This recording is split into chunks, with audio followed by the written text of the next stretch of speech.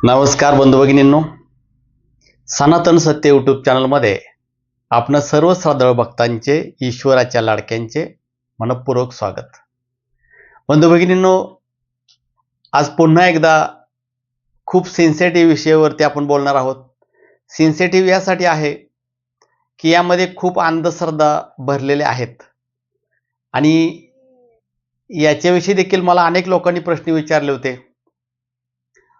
आणि म्हणून आपण आज हे व्हिडिओ बनवतोय. ते म्हणजे मांसाहार करणारे जे लोक आहेत, मटण मच्छी वगैरे जे काय असतं मांसाहारामध्ये, हे मांसाहार करणारे लोक आहेत, यांचं असं होतं की त्यांनी भक्ती करावी का आणि त्यांची भक्ती ईश्वरापर्यंत पोहोचते का. तर अनेक लोक मांसाहारी आहेत, त्यांना जाम भीती वाटत असते की मांसाहार केला तर पाप होईल. किंवा असेही काही लोक आहेत की ज्यांना कोणीतरी सांगितलेले मांसाहार सोडून दे, मांसाहार करायचा नाही, त्यानं तो सोडून दिला, परंतु त्याच्या मनातून तो गेलेला नाही आहे. तो रोज तडपडतोय, त्याला रोज वाटतंय मला मांसाहार करायचंय, मांसाहार करायचंय, परंतु पाप लागेल आणि मग तो डिस्टर्ब होतोय, भक्तीमध्ये देखील त्याचं मन लागत नाही. या संदर्भात आजचं हे व्हिडिओ आहे. खरं पाहिलं तर सर्वांना माझी एक नम्र विनंती आहे की कोणी मांसाहार करावा याच्या समर्थनार्थ हे व्हिडिओ मी बनवलेला नाही आहे. उलट माझ्याकडे येणाऱ्या किती हजारो लोकांच्या मांसाहार सुटलेला आहे, बळी प्रथा सुटलेल्या आहेत, कोंबडं बकरं देवाच्या नावाखाली कापायच्या ज्या पद्धती असतात त्या सुटलेल्या आहेत. परंतु एक हा सामाजिक विषय आहे आणि आध्यात्मिक आहे, या दृष्टिकोनातून आपण आज बोलूया. पहिला विषय, शाकाहारी आणि मांसाहारी या शब्दातच आपण सर्वात मोठी चूक करतोय. एखाद्याला विचारले की तो म्हणतोय मी शाकाहारी आहे, दुसरी व्यक्ती म्हणते की मी मांसाहारी आहे. प्रश्न, शाकाहारी कोणाला म्हणायचं? जो केवळ जन्मल्यापासून मरेपर्यंत केवळ शाकाहार करतोय, त्याला शाकाहारी म्हणायचं. मांसाहारी कोणाला म्हणायचं? जो जन्मल्यापासून मरेपर्यंत केवळ मांसाहार करतोय. आता आपण मनुष्याला म्हणतो की काही लोक म्हणतात आम्ही मांसाहारी आहे.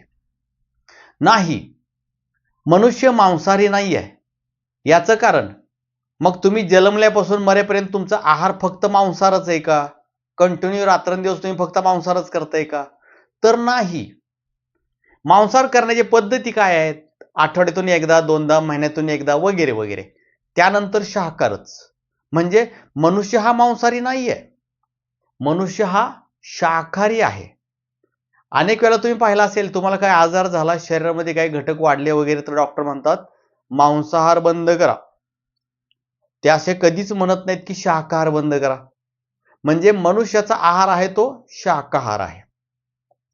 आता मांसाहार का निर्माण झाला, का लोक खातात, हा विषय इतिहासाचा आहे, हा इथे मांडण्याचा माझा काही विषय नाही आहे. परंतु मांसाहाराची पद्धत खूप वाढत गेली आणि जर विचार करायचं म्हणलं तर शाकाहारी लोकांच्या पेक्षा मांसाहारी लोकांची संख्या जास्त आहे. मग ती प्रत्येक धर्मात आहे. हिंदू धर्मात देखील विचार करायचा म्हणला तर शाकाहारी लोक कमीच आहेत, मांसाहारी लोकांची संख्या जास्त आहे. तर प्रश्न असा आहे की भक्तीमध्ये जर मांसाहार चालत नाही किंवा मांसाहार करणारा पापी आहे, तर मग त्यानं भक्ती करायची नाही किंवा त्याची भक्ती ईश्वरापर्यंत पोहोचणार नाही. असाच जर आपण विचार केला, असाच जर आपण हट्ट केला, तर सर्वात मोठी संख्या अध्यात्म वाचून दूर राहील.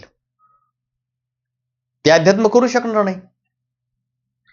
आता जे लोक म्हणतायत की आम्ही मांसाहार सोडलेला आहे, परंतु खाण्याची तीव्र इच्छा आहे, याचा विषय असा आहे की पहा, श्रावण महिन्यामध्ये बऱ्यापैकी आपण काय करतो, लोक सगळी मांसाहार करत नाहीत, 1 महिना पाळतात.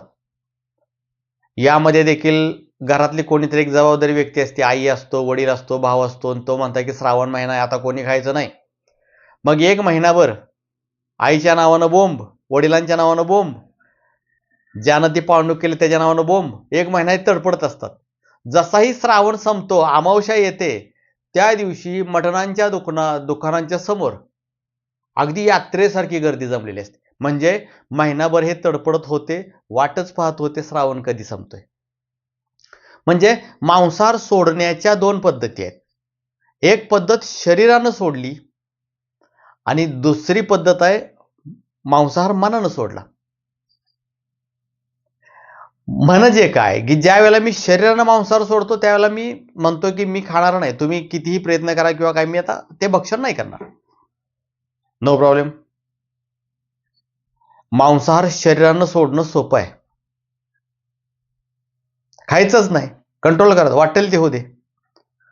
आणि दुसरी पद्धत आहे मांसाहार मनानं सोडला. मनानं सोडला म्हणजे मला मांसाहार करण्याची अजिबात इच्छा होत नाही. आज देखील असे लोक आहेत पहा, मांसाहाराचं नाव जरी ऐकलं तरी त्यांना उलटी आल्यासारखे होते, मांसाहार त्यांना आवडत नाही. मनानं सोडलाय म्हणजे मन किळस वाटते मनातून किंवा नको वाटतंय ते पाप. आणि मी खऱ्या अर्थानं म्हणतो ज्याचा मनानं मांसाहार सुटेल त्याचाच खऱ्या अर्थाने सुटला. मला काल कमेंट आलेली आहे, मला वाटते दीपाली असं काहीतरी नाव आहे, दीपाली सालेकर का सेळेकर असं काहीतरी नाव आहे तिचं. तिनं सांगितलेलं आहे की मी मांसाहार करत नाहीये, परंतु मला खाण्याची फार इच्छा होते, पण आतून खूप भीती वाटते. आता प्रश्न असा येतो की मांसाहार मनानं सोडलेलं नाही तर मनामध्ये घुसमट होत आहे, इच्छा होत आहे. अनेक वेळेला जप ध्यान करायला बसल्यानंतर सुद्धा मांसाहाराची इच्छा होत आहे, ईश्वराकडे लक्षच लागत नाही. अशा वेळेला मी एक सल्ला देईन, मांसाहार करा हा नाही सल्ला मी देऊ शकत, कारण ही पद्धत माझ्याकडे नाही आहे. अनेक लोक माझ्याकडे आले पूर्ण मांसाहार सोडलेले त्यांनी. परंतु माझा पहिला प्रश्न असा आहे की जर त्या व्यक्तीची घुसमट होत आहे, त्याचं लक्षच लागत नाही भक्तीमध्ये, तर मांसाहार सोडून उपयोग काय झाला? कारण मांसाहार मनातून सुटला पाहिजे. अशा वेळेला काय केलं पाहिजे त्या व्यक्तीनं? तुम्ही मांसाहार करताय तर करा, काय अडचण नाही, कारण मनातून सुटलेलं नाही. तुम्हाला योग्य गुरु मिळाले, अध्यात्माची एक योग्य अवस्था गाठल्यानंतर आपोआपच तुम्हाला मांसाहार करण्याची इच्छा मनातून उडून जाते. आमच्या इथं झालंय, अनेक वेळेला लोक येतात दीक्षा घ्यायची आहे पण मांसाहार सुटणार नाही, परंतु दीक्षा घेतल्यानंतर काही काळातच अजिबात त्याची इच्छा होत नाही मांसाहार करण्याची. याला खऱ्या अर्थानं मांसाहार सुटला असं म्हणायचं. त्यामुळं मला असं वाटतं की मांसाहार करणं हे पाप असं म्हणणार नाही मी, परंतु हे जे काही तोटे आहेत, जसं अन्न तसं मन असं म्हणलं जातं. मांसाहार केल्यानं मग अनेक वेळेला रागीट, हिंस्र किंवा त्या ज्या प्राण्याचं मांस खाते त्याप्रमाणे तुमचे विचार होऊ शकतात.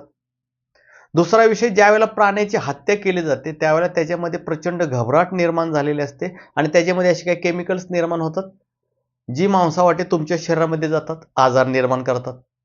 म्हणजे शरीराला मांसाहार चांगला नाहीच आहे. दुसरा विषय, एका प्राण्याची हत्या करत असताना कमीत कमी तुम्ही स्वतःच्या हाताला सुई टोचून पहा, किती वेदना होत आहेत. मग त्या मुक्या जीवाच्या गळ्यावरून सुरी फिरताना त्याला किती त्रास होत असेल. म्हणजे तुम्ही हे जाणून घेत जर गेला किंवा जा एखाद्या बकऱ्याचं मुंडकं छाटताना त्याला पहा, मुंडकं छाटल्यानंतर ते किती तडपडते, एखाद्या कोंबडीचं मुंडकं छाटल्यानंतर ते किती तडपडते, त्याचं नीट निरीक्षण करा. हे जसं जसं करत जाल तस तसं तुम्हाला त्याची जाणीव व्हायला चालू होईल, तुम्हाला तसा त्रास व्हायला चालू होईल आणि हळूहळू ते मांसाहार सुटेल. सर्वच लेकरं ईश्वराचे आहेत. ईश्वराला रोज प्रार्थना करा की हे भगवंता मला पूर्ण शाकाहारी कर, माझ्या मनातील मांसाहाराचे विचार निघून जाऊ दे. पण जोपर्यंत मनातून सुटत नाही तोपर्यंत शरीरानं सोडण्यामध्ये काही फारसा अर्थ नाही. जर तुमची घुसमट होत असेल, त्रास होत असेल तर असं काही नाही, सजन कसाई आहे ना, मांसाचा व्यापार करणारा होता तो, त्याला सुद्धा नारायणानं दर्शन दिलेलं आहे. पहिला विषय, मन पवित्र पाहिजे, आचरण पवित्र पाहिजे. जसं जसं तुमचं मन पवित्र होईल, आचरण पवित्र होईल, मांसाहारही सुटून जाईल. मुळात मांसाहार करणारा पापी आणि शाकाहारी पुण्यवान ही व्याख्याच मुळात चुकीची आहे.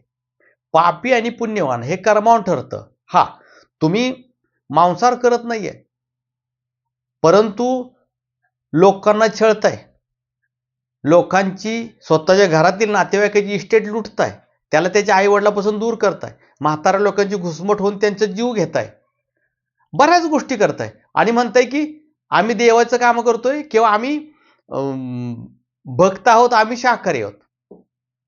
अजिबात शाकाहारी नाही तुम्ही. तुम्ही पापीच, कारण तुमचं कर्म पापी आहे. अनेक लोक मांसाहार तर करतायत, परंतु त्यांचं मन पवित्र आहे, चांगलं कार्य करतात. हळूहळू मांसाहार पण सुटून जाईल. परंतु माझं असं म्हणणं आहे की मनाच्या विरुद्ध आपण जितकं जाण्याचा प्रयत्न करतो तितकं मन तुम्हाला विचलित करत जातं. जेवढं त्याला दाबून ठेवण्याचा प्रयत्न करतो तेवढं ते तुमच्या विरुद्ध वागण्याचा प्रयत्न करतो. मला मटण सोडायचं तर ते मटणाची आठवण करेल, इच्छा होईल, घुसमट होईल, तडफड होईल. असं होण्यापेक्षा तुम्ही जर मांसाहार करत आहात तर नक्की करा. परंतु तुम्हाला जर योग्य गुरु मिळाले, योग्य मार्गदर्शन मिळालं, ह्या सृष्टीचा नियमाचा व्यवस्थित अभ्यास केला, ते मरताना त्याचा जीव घेताना तो प्राणी नीट व्यवस्थित निरीक्षण केलं, तर एक दिवस तुमच्या मनातून मटण खाण्याची इच्छा उडून जाईल आणि पुन्हा हा त्रास होणार नाही. फक्त माझं वारंवार एकच म्हणणं असतं की माझं जर भक्तीमध्ये लक्षच लागत नसेल, एखादा नियम इतका मी कडक पाळतोय की माझं नामस्मरणामध्ये भक्तीला लक्ष लागत नाही, देवपूजेमध्ये लक्ष लागत नाही, ध्यानामध्ये लक्ष लागत नाही, तर तो नियम उपयोगाचा काय? माझ्याजवळ अंथरुणच इतकी आहेत की संपूर्ण रात्र जाते अंथरुण अंतरण्यामध्ये, झोपेला वेळच नाहीये, तर त्या अंथरुणाचा उपयोग काय? त्यामुळं तुम्ही मांसाहारी आहात, मांसाहार केल्यानंतर देखील तुमचं मन लागतंय, अवश्य करा. एक दिवस ते मनातून सुटल. आपलं सर्व लक्ष कशावर? ते मांसाहार सोडण्यावरती आहे. परंतु सध्या घुसमट करून घ्यायचं नाही. पापपुण्याचा विषय नाही आहे इथं. मी जे समजून सांगितले, पापपुण्यापेक्षा आपण असे कितीतरी रोज पाप करतोय, असे कितीतरी पुण्य करतोय, त्यातलाच तो एक घटक आहे. परंतु एक मोका प्राण्याची हत्या करताना त्याला काय त्रास होतो हे जर तुम्ही व्यवस्थित जाणून घेतलं, तिथं जाऊन बसलात, रोज निरीक्षण करा, सुटून जाईल ते. योग्य गुरु मिळाले, त्यांच्या नुसत्या दृष्टीनं तुमचा मांसाहार सुटून जाईल. खरं अध्यात्म करत असाल, ईश्वराला सर्वत्र पाहत असाल, बोकडामध्ये पण त्याला पाहत असाल, कोंबड्यामध्ये पण त्याला पाहत असाल, मांसाहार सुटून जाईल. म्हणजे अध्यात्माची पद्धत योग्य झाली, सुटून जाईल. तोपर्यंत जबरदस्तीनं मांसाहार सोडण्याचा प्रयत्न करू नका. विचारानं मांसाहार सुटला पाहिजे, मनानं मांसाहार सुटला पाहिजे, तरच तो खऱ्या अर्थानं सुटलेला आहे. त्यामुळं मी मांसाहाराचं समर्थन नाही करत, पण त्याच्याहीपेक्षा सगळ्यात मोठी गोष्ट, ह्या मांसाहाराच्या नादात जर कोणी भक्तीच करत नसेल तर हे पण सगळ्यात डेंजर गोष्ट आहे. आणि मांसाहार करणाऱ्या लोकांची संख्या सर्वात जास्त आहे. मग हे काय अधिकार नाहीत का अध्यात्माचे? हे काय पापी आहेत का? तर असं काही नाहीये. तुम्ही तुमची भक्ती चालू ठेवा. तुमचा मांसाहार असेल तर मांसाहारही चालू ठेवा. एक दिवस खऱ्या भक्तीच्या अवस्थेत तुम्ही ज्यावेळेला जाल त्यावेळेला मांसाहार नक्की सुटून जाईल. परंतु मांसाहार करताय म्हणून भक्ती सोडू नका. किंवा भक्तीमध्ये जर अडथळा येत असेल मांसाहाराचा, घुसमट होत्या, जपाला बसलं तरी मटणच डोळ्यापुढे आठवते, तर मात्र तुम्ही जबरदस्तीने मांसाहार सोडू नका. आणि हळूहळू शाकाहाराचं महत्त्व समजून घ्या. हल्लीचं वातावरण असं झालेलं आहे की शरीराला अनेक पीडा निर्माण झालेल्या आहेत मांसाहारामधून, ब्लॉकेजेस निर्माण झाले आहेत, हार्ट अटॅक आहेत, असे बरेच आजार आहेत, चरबी वाढण्याचं प्रमाण झालेलं आहे. मांसाहारानं फायदा तरी काय होत नाहीये, उलट आपण ते चवीसाठी जास्त करून करतोय. तर जास्तीत जास्त करून शाकाहारी होण्याचा प्रयत्न करा. पण जोपर्यंत होत नाही तोपर्यंत मनाला समजवण्याचा प्रयत्न करा.